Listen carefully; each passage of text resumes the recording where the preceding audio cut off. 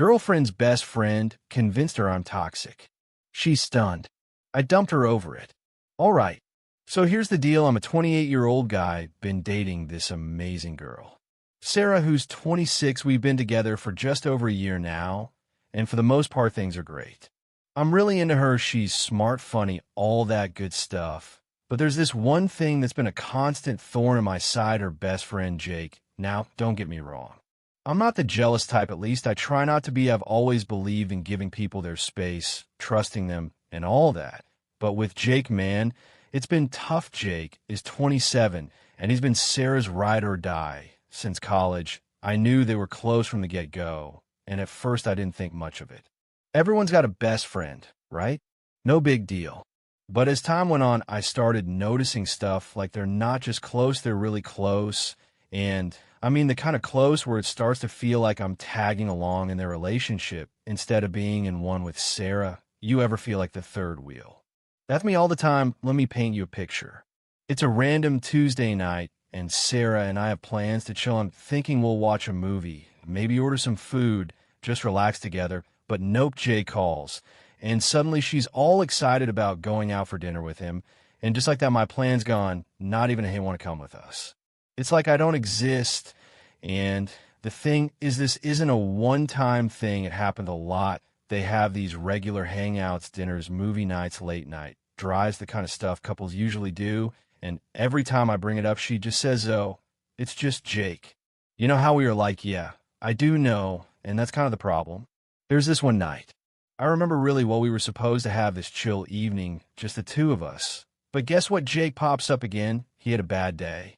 So Sarah feels the need to rush over and comfort him. And I'm sitting there like, what about us? But of course, Jake takes priority. And the worst part, when I do get to tag along, it's awkward as hell, like they've got their own little world with inside jokes and shared memories. And I'm just there trying to keep up. You know that feeling when everyone's laughing at something, but you have no clue. What's so funny? Yeah, that's me. Every time I'm with them, it's like they speak their own language, and I'm stuck trying to translate it first. I try to be cool about it. I told myself they've been friends for years. It's not a big deal. You're being paranoid, but then I started noticing little things that didn't sit right with me, like how Jake texts her all the time. I'm talking morning, noon, night. Even when we're together, her phone's buzzing with messages from him. And it's not just casual stuff. Either he calls her babe and sweetheart. Who does that one time? We were out on a date, and her phone kept lighting up with texts from Jake. I asked her about it, and she just laughed, saying that's just how we talk. It doesn't mean anything, but it fell off. I mean, I'm her boyfriend. Shouldn't those pet names be reserved for me? Then there's the late-night FaceTime sessions. I remember waking up in the middle of the night to find her whispering and giggling on the phone with him. I asked her about it the next morning, and she said Jake was going through something and needed to talk. Okay, I get that. But why does he always need her?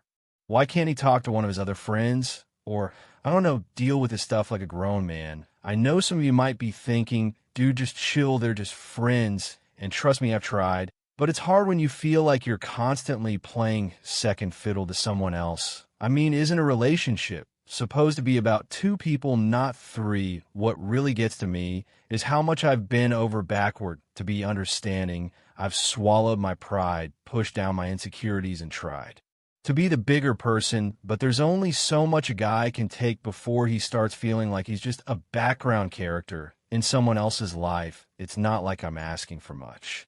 I'm not saying she has to cut Jake out of her life completely. I get it, they've got history, but would it kill her to set some boundaries, like maybe not prioritizing him over me all the time? Maybe not using pet names that make it seem like they're more than just friends. Is that really too much to ask? Honestly, I'm at my wit's end. I love Sarah, but this whole Jake situation has me questioning everything. I feel like I'm constantly walking on eggshells, try not to come off as the jealous, controlling boyfriend. But at what point do my feelings matter? At what point do I get to say, hey, this isn't working for me? Another time we were out on a date. We just sat down at this nice little restaurant, and things were going great, but then her phone buzzed. She glanced at it, and I could see her face light up. It was Jake. Of course, she spent the next 10 minutes texting back and forth with him while I just sat there picking at my food. I finally asked her if she could put her phone away, and she looked at me like I was asking for the world. "It's just Jake," she said. "It's not a big deal, not a big deal." It felt like I was sitting there alone while she was on a date with her phone. I started to feel like I was playing second fiddle to this guy, and it really started to mess with my head. Every time her phone buzzed, I'd get this sinking feeling in my gut, wondering if it was Jake again. Then there was the time we were planning a weekend getaway. We've been talking about it for weeks, and I was really looking forward to it. It felt like a chance for us to just be together away from all the distractions. But of course, Jake had to pop up again. He found out about this concert happening the same weekend and asked Sarah to go with him. And you know what she did? She asked me if we could reschedule our trip so she could go to the concert with Jake. I couldn't believe it. I mean, here we were planning this romantic weekend, and she was willing to push it aside for a concert with Jake. When I asked her why she couldn't just skip the concert, she got defensive. "It's a band we both love," she said. "I can't miss this with him." I felt like I'd been punched in the gut. Our relationship was supposed to be important, but it seemed like I was always getting the short end of the stick when it came to Jake. And it wasn't just the texting and the FaceTime calls, it was the way she'd light up whenever he was around, the inside jokes, the way she'd drop everything for him. I started noticing how much she'd change when Jake was in the picture. She'd be happier, more energetic, like he brought out a side of her that I couldn't reach. It made me feel like I was failing as a boyfriend, like I wasn't enough for her. But the thing that really got to me was how dismissive she was about my feelings every time I tried to bring up how uncomfortable I was with her relationship with Jake. She'd brush it off. "You're being ridiculous." She'd say, "Jake's just my friend. You don't have to worry about him." But how could I not worry when it felt like he was constantly in the middle of our relationship?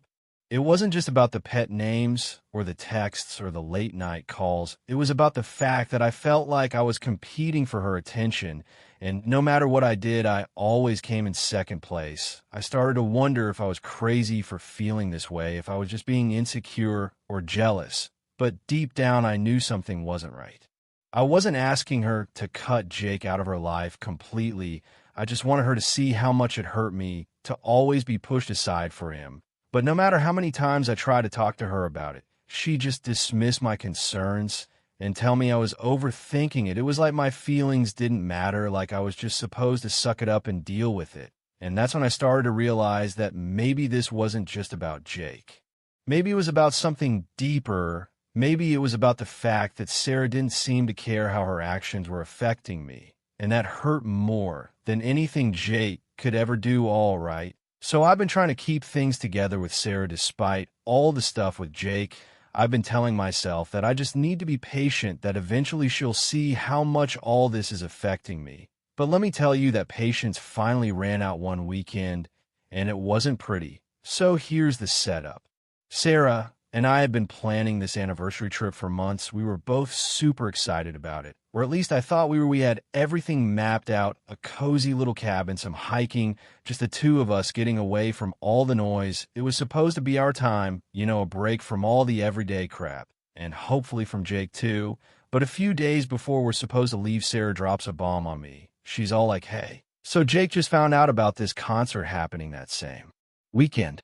It's this band we've both loved forever, and he really wants me to go with him." I'm sitting there kind of stunned, waiting for her to say, but of course I told him no, because we have our trip, but nope, instead she goes.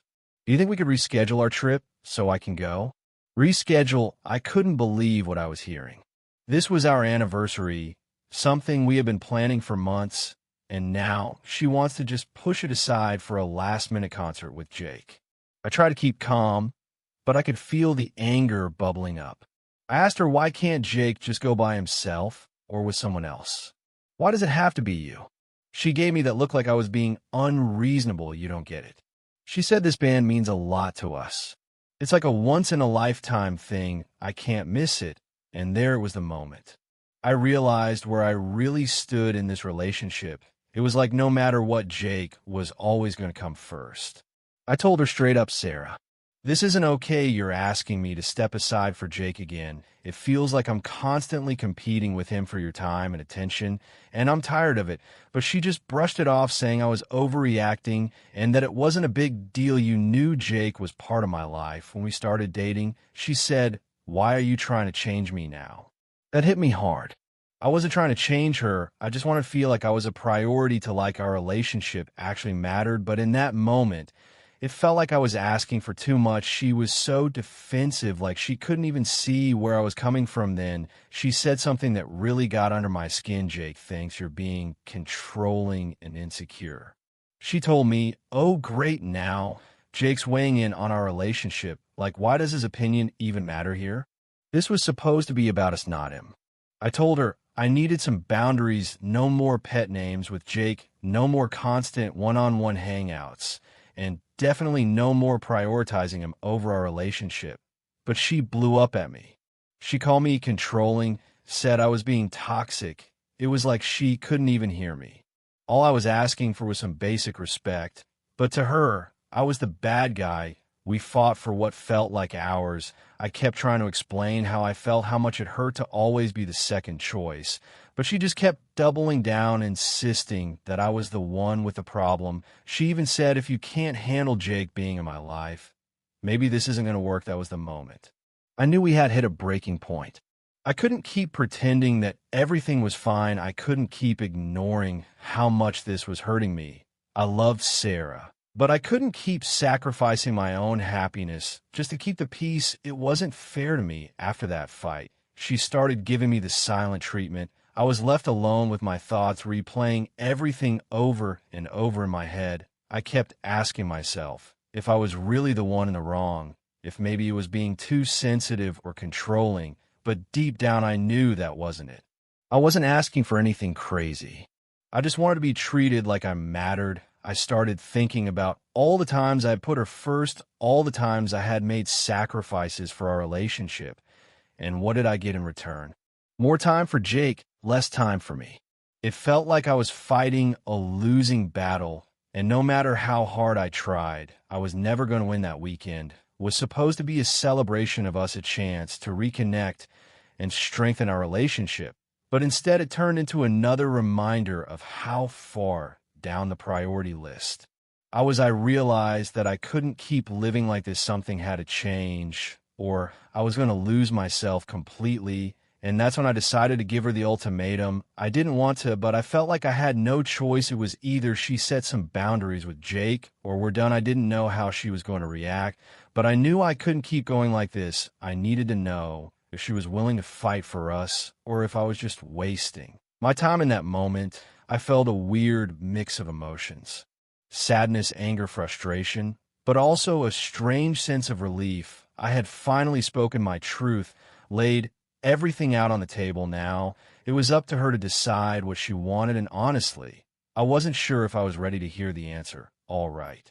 So after the fight about the concert, I knew something had to give. I was done being the guy who gets pushed aside every time Jake decided he needed Sarah's attention. I loved her, sure, but I couldn't keep feeling like a distant second in my own relationship. It was draining me, and I couldn't take it anymore. That's when I knew I had to draw a line now. I didn't go into this thinking, hey, I'm going to drop an ultimatum and fix everything. Honestly, I didn't even like the idea of it. I've always thought ultimatums were a last resort, something people do when they're desperate. But at this point, I was desperate. I needed her to understand how much this was messing with me. So one evening, I sat her down. No distractions.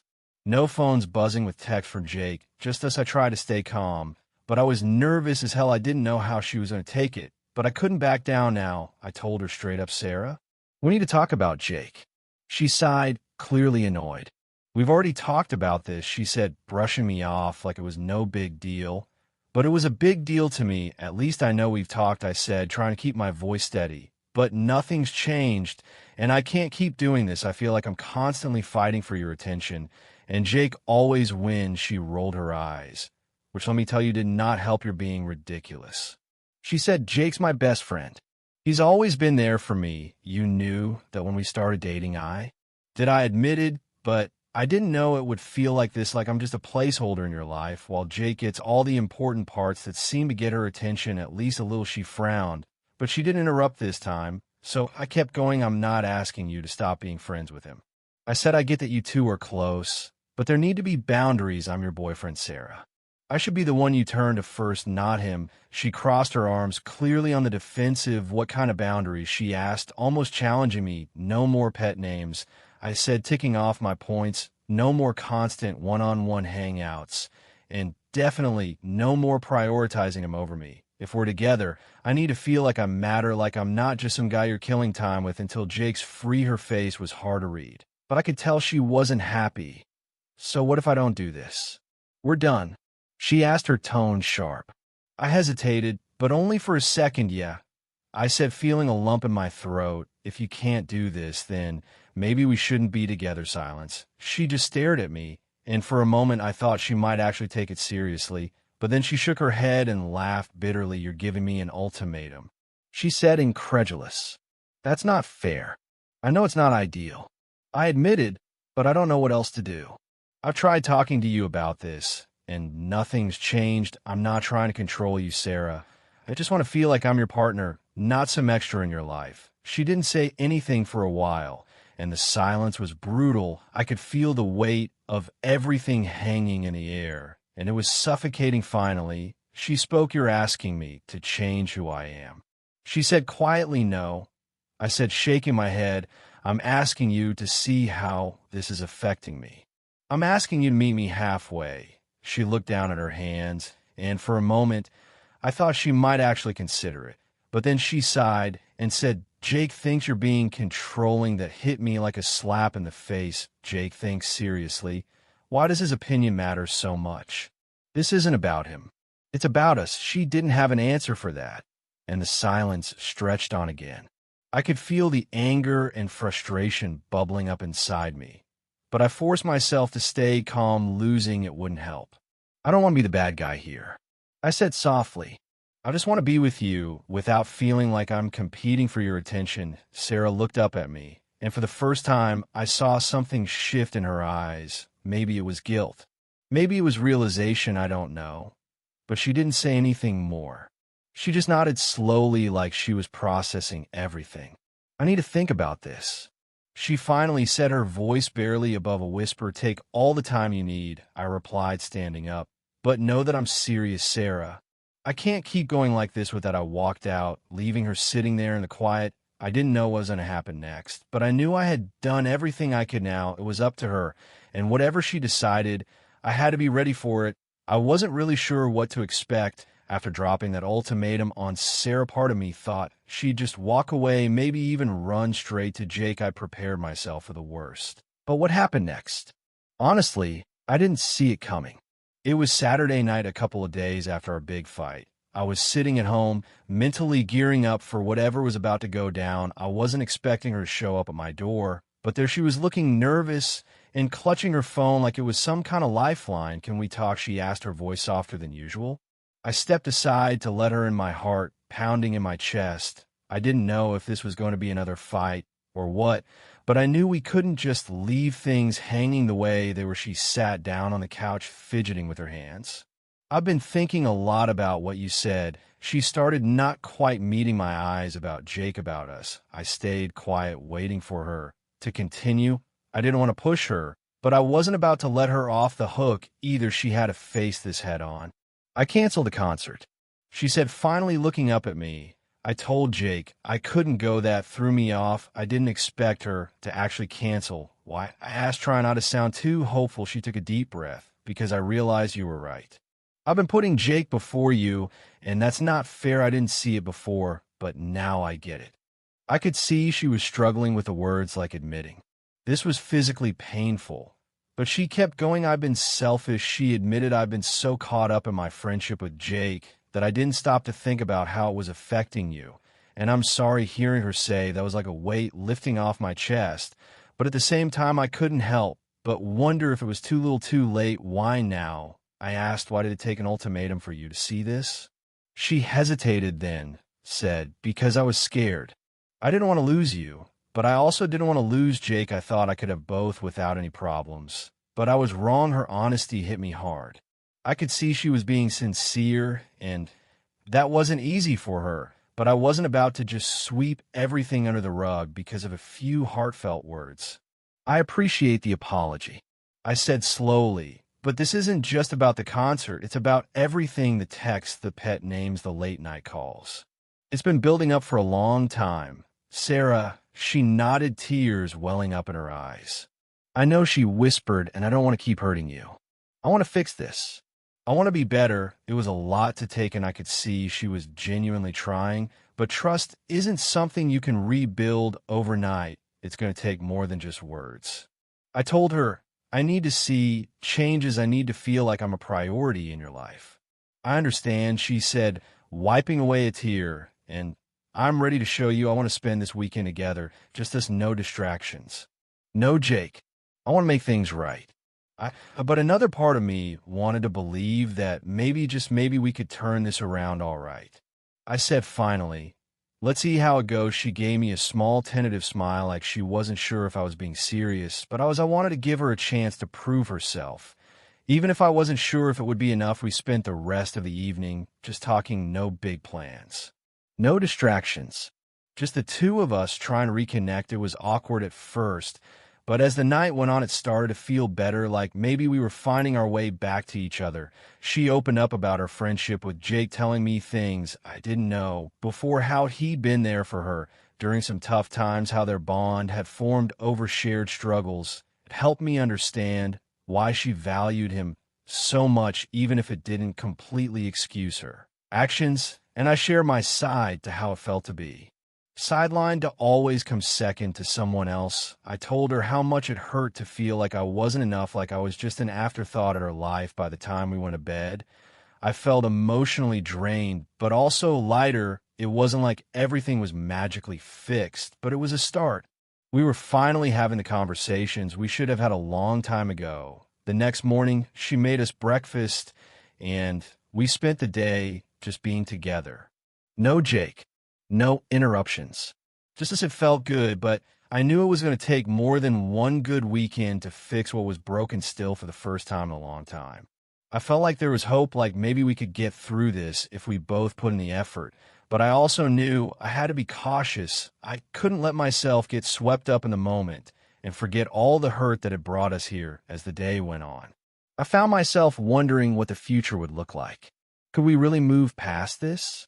Would she be able to set the boundaries I needed, or was this just a temporary fix for a bigger problem? I didn't have all the answers. But for now, I was willing to take things one step at a time. We still had a long way to go, but at least we were finally on the same page, and that, for me, was a step in the right direction after our intense conversation, Sarah. And I decided to spend the weekend together focusing on us and trying to rebuild what had been falling apart. I was still on edge, unsure if anything could truly mend the damage. But I was willing to try. Friday night started off simple enough: dinner, a movie, and an effort to just be present with each other. We were cooking in my kitchen some pasta dish that didn't require too much effort. It felt nice, almost like we were back in the early days when things were easy and light. We were laughing, making small talk about random stuff, and for a moment, it felt like we were on the right track. But then halfway through the meal, Sarah put her fork down and gave me this look, the kind of look that tells you something big is coming. I need to tell you something, she said, her voice quieter than usual. My heart skipped a beat. I braced myself, thinking she was about to drop another bomb about Jake, or maybe something else entirely. The air felt heavy as I waited for her to continue. I'm pregnant, she finally said, barely above a whisper. I froze, my mind scrambling to catch up. You're pregnant? She nodded, her eyes already welling up with tears. I just found out a few days ago. I wasn't sure how to tell you. I've been scared at first. I was just in shock. Pregnant. It wasn't something we had talked about, at least not seriously. But as the words sank in, I felt a wave of emotion wash over me. Surprise, sure, but also a strange mix of happiness and anxiety.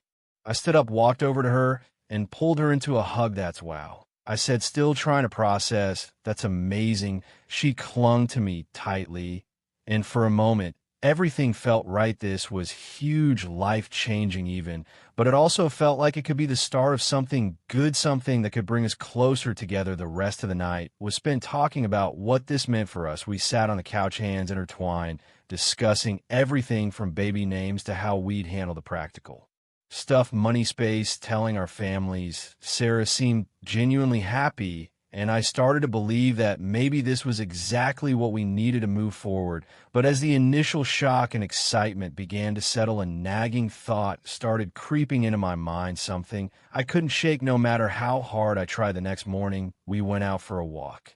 It was one of those crisp, cool mornings that made everything feel a little more alive. We talked more about the baby, what the future might look like, but that nagging thought was still there lurking in the back of my mind. After we got back to my place, I noticed something odd. Sarah's phone, which was usually buzzing every few minutes with text from Jake, was eerily silent. No calls, no messages. I didn't say anything at first, but it was strange. Jake had been such a constant presence, always texting, always needing something. Now nothing as the day went on. I couldn't help but notice how much calmer Sarah seemed. No distractions, no checking her phone nervously. It was almost too quiet. I tried to push it out of my mind to just focus on us and the baby, but the doubts wouldn't let go. That evening while we were sitting on the couch, I finally asked her about it. Hey, I've noticed Jake hasn't been around much lately. Is everything okay with him? Sarah hesitated for a moment before responding. Yeah, he's just giving us space. She said, her tone a little too casual. He knows we're working through stuff, so he's backing off for now.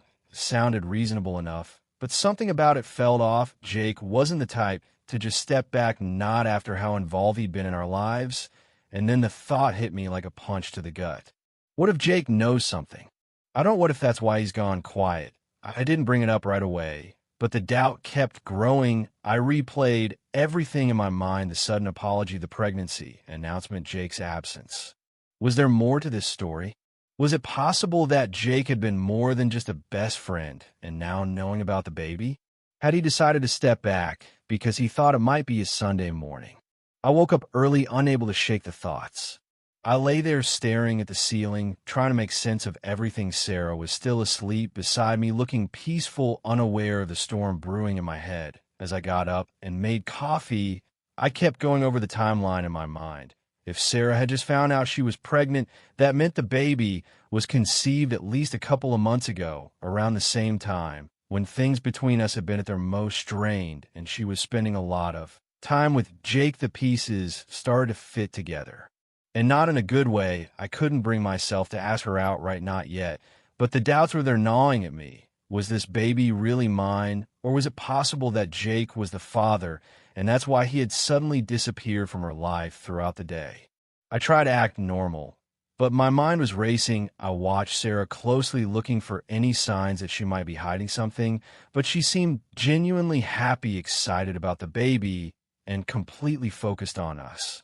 It was confusing to say the least. By Sunday night, I was emotionally drained. I knew I needed answers, but I wasn't sure how to get them without causing another fight. I didn't want to ruin what had been a good weekend, but I also couldn't keep these doubts bottled up inside. As Sarah was getting ready to leave, she noticed I was quieter than usual. You okay?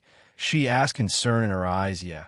I lied, just tired, I guess. She gave me a long hug before heading out, and as I watched her walk away, I felt a mix of emotions: love, fear, doubt. I wanted to believe that everything was going to be okay, that we could move forward and be happy together. But those nagging doubts about Jake and the baby wouldn't let me rest that night.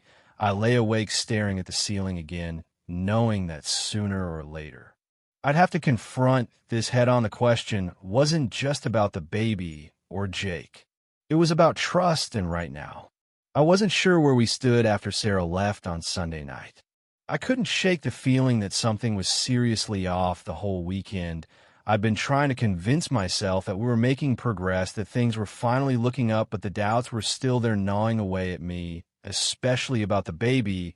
I couldn't sleep. My mind kept going back to how quiet things had gotten with Jake. The guy who couldn't go a day without texting or calling her was suddenly silent. It didn't add up. Something about it felt wrong, like there was more to the story than Sarah was letting on. That night, while I was sitting on the couch, her phone buzzed. She'd forgotten it on the coffee table. Normally, I wouldn't have even thought about looking at it, but my curiosity got the best of me. I hesitated for a second, then picked it up. I didn't go in looking for trouble, but I couldn't help myself. I opened her messages, scrolling down her chats with Jake, and what I saw stopped me cold. Jake had blocked her. There was no profile picture. No recent messages. Nothing, just the notification that said he had blocked her. Why would Jake block Sarah, especially now? Confused and feeling sick to my stomach, I scrolled further back in their chat history. That's when I found the conversation that changed everything. It was a series of messages from a couple of weeks ago, just before Sarah told me she was pregnant. Sarah, Jake. I'm pregnant, Jake. Were you sure, Sarah? Yes. I'm sure I took a test, Jake.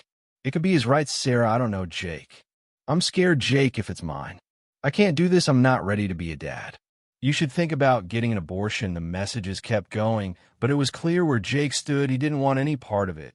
And then after that last message, he blocked her. Just like that, I sat there staring at the screen, my heart pounding in my chest. She told him before she told me. And the fact that she wasn't even sure who the father was, it hit me like a ton of bricks. All the doubts, the uneasy feelings I've been trying to push aside, they all came rushing to the surface. She had been cheating on me. There was no other way to explain it. Everything made sense now. The sudden apology, her emotional breakdown, Jake's sudden disappearance from her life. She was hoping I'd never find out, hoping she could sweep it under the rug. I waited until the next morning to confront her. She came over smiling like everything was fine, but I couldn't keep it inside anymore. We need to talk. I said, my voice cold. She looked at me confused. What's wrong? I held up her phone. I went through your messages with Jake. Her face went pale. You what? I know, Sarah, I said, trying to keep my voice steady. I know you told him about the baby before you told me. I know he told you to get an abortion because he didn't want to be a dad, and I know you didn't tell me the truth. She started to cry. I didn't know how to tell you, she whispered. I was scared. I felt my hands clenched in a fist, not out of anger, but out of pure frustration. You didn't know how to tell me. You didn't know who the father was. Sarah, you were sleeping with both of us, and you didn't think I deserved to know the truth. She looked down, unable to meet my eyes. I didn't plan for this to happen. She said softly, it just got out of control. I shook my head, and you thought keeping me in the dark was the best way to handle it. She wiped her tears away, trying to compose herself. I was going to tell you eventually. I just needed time. Well, guess what? Time's up. I said, my voice hard. We're going to figure this out right now. I want a paternity test. She nodded, still crying. Okay. We got the test done a few days later, and the results came back quickly. I wasn't the father. I knew it deep down, but seeing it in black and white was like a knife to the heart. When I showed her the results, she broke down again. I'm so sorry. She sobbed. I didn't know what to do. I couldn't even look at her. What about Jake? I asked, have you told him? She shook her head. He refused to take a test. He doesn't want anything to do with it. That was it for me. I'd been through enough. Sarah, I'm done. I said firmly, I can't do this anymore. You lied to me, cheated on me. And now you expect me to stick around and help clean up the mess. I'm sorry, but I can't. She tried to grab my hand, but I pulled away. Please, she begged, we can fix this. No. Sarah, I said, my voice cold. There's no fixing this. I can't trust you anymore. I can't be with someone who lied to me like this. Don't contact me again. And with that, I walked away, leaving her standing there sobbing. It hurt like hell, but I knew it was the right thing to do. I couldn't keep living in a lie, and I couldn't be with someone who didn't respect me enough to tell me the truth.